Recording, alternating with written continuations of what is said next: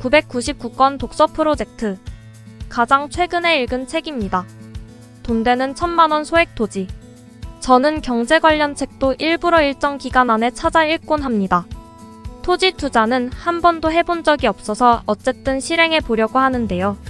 작가가 실제 투자한 사례로 토지 투자에 대한 정보가 가득 담겨 있는 책입니다. 함께 살펴볼까요? 필지란 무엇일까요? 필지는 구획된 토지를 세는 단위입니다. 땅에 따라서 1000평이 되는 필지가 있고 10평짜리 필지도 있습니다. 필지가 다 같은 넓이를 말하는 것은 아닙니다. 면적 단위가 아닌 하나의 지번을 나타냅니다. 경매와 공매를 구분해 봅시다.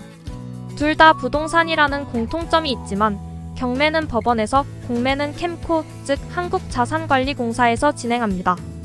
부동산 상승기에는 갭 투자가 유망하지만 하락기에는 압류 공매가 많이 나오므로 공매가 유용합니다. 압류 공매는 세금을 체납한 채무자, 즉 납세 의무자의 부동산을 채권자인 세무당국이 캠코에 위탁하는 거지요. 공매의 장점은 자투리 땅 같은 감정평가액이 저렴한 과소 토지에 투자할 수 있다는 점, 토지 점유자가 거의 없다는 점, 주택임대차보호법 적용을 받지 않아 권리 분석이 쉽다는 점 등입니다. 공매에 비해 경매는 개인과 개인과의 다툼이므로 감정평가가 꼼꼼해 그만큼 큰 물건들이 많습니다. 공매는 온비드 사이트에서 확인할 수 있습니다. 입지를 분석하기 위해서는 공법을 이해해야 합니다. 필지 단위로 행위가 제한될 수 있기 때문입니다. 행위 제한에 대한 사항은 토지 이용 규제 정보 서비스에서 확인할 수 있습니다. 예를 들어 봅시다. 도로가 접하지 않은 맹지가 있습니다. 4m 이상 너비의 도로가 해당 필지에 2m 이상 접해야 맹지에서 벗어나는 도로 요건입니다. 지도만 보고 맹지가 아니라고 판단했다가 위 사항에 어긋나게 된다면 대출도 어렵고 낭패가 되겠지요. 공매의 장점은 인터넷으로 진행할 수 있다는 점도 있습니다. 반면 경매는 해당 법원에 찾아다녀야 해요. 공매는 유찰 시 일주일마다 다시 입찰 가능하지만 경매는 한 달의 간격을 둡니다. 1회 입찰 때는 최저 입찰가와 감정평가 가격이 같게 시작합니다. 유찰이 되면 최저 입찰가가 10%씩 낮아집니다. 한 달이면 약 40%나 저감이 되는 거죠. 하지만 경매가 공매보다 인기가 있습니다. 그 이유는 인도명령이라는 것 때문인데요. 경매는 법원에서 바로 인도명령을 내릴 수 있지만 공매는 개인이 명도소송 승소 후 인도명령을 받아 강제 집행을 해야 하기 때문이지요. 작가는 땅의 계급장이라는 표현을 즐겼습니다. 그 땅에 올릴 수 있는 건물의 높이와 너비를 가늠하는 용적률과 건폐율이 그것이지요. 용적률은 각 층의 건축물 바닥 면적을 대지 면적으로 나눈 값, 건폐율은 건축 면적을 대지 면적으로 나눈 값입니다. 땅의 가치를 알려주는 토지 이용 계획서를 루리스 사이트에서 확인하는 것이 좋습니다.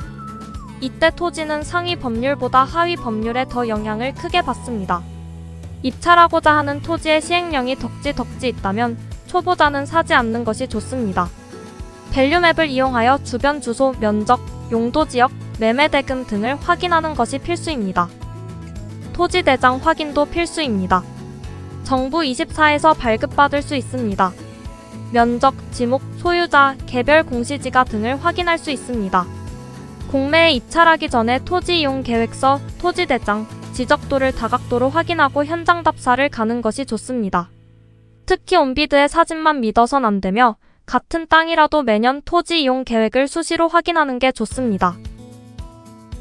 구도심 과소토지 투자 아이디어로 건축협정이라는 게 있습니다. 토지 소유주끼리 필지와 필지를 합쳐 도로, 주차장을 쉽게 확보하도록 하려는 것이지요.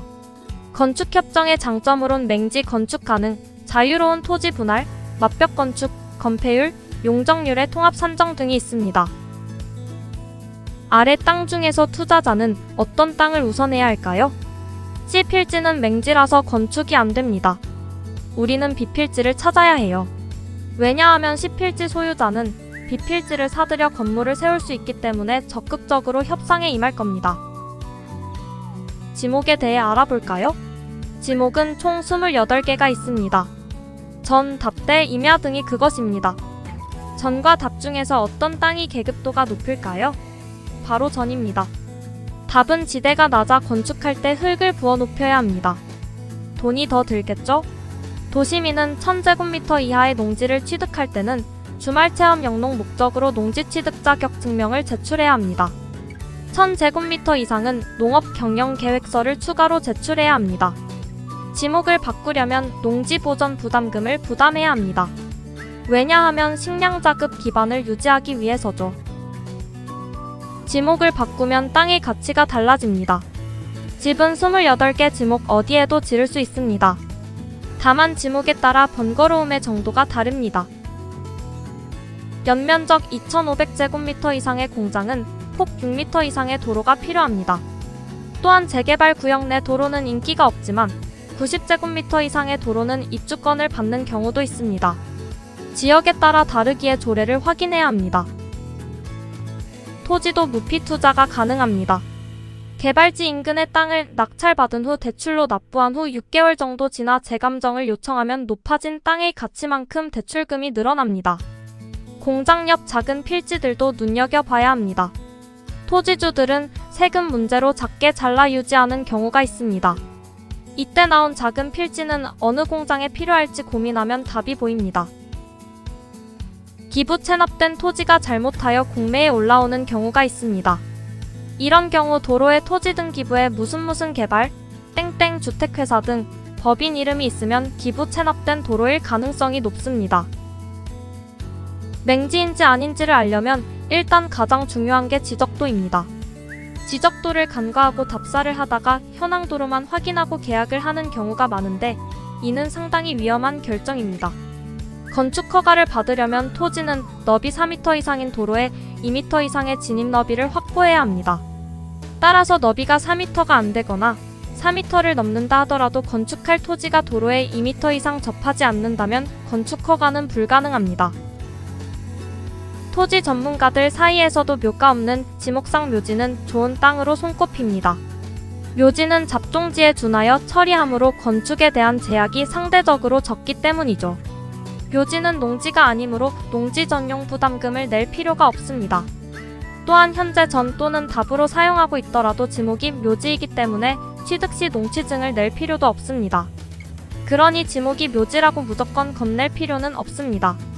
묘지는 잡종지로 평가 보상을 받을 수 있습니다. 이것은 임야로 받는 것보다 더 높은 가격으로 보상받을 수 있습니다. 2002년 1월 13일은 장사법이 시행된 일자로 분묘기 직권을 따질 때 정말 중요한 날입니다. 이날 이후로 만들어진 분묘의 경우 소유자의 승낙 없이 타인의 토지에 무단으로 설치된 분묘의 연고자는 그 분묘의 보존을 위한 권리를 주장할 수 없습니다. 마지막으로 토지 공매에서 중요한 수익은 협상력이 결정합니다. 땅은 파는 것이 아니라 사게 만드는 것이기 때문입니다. 999건 독서 프로젝트 돈대는 1000만원 소액 토지였습니다.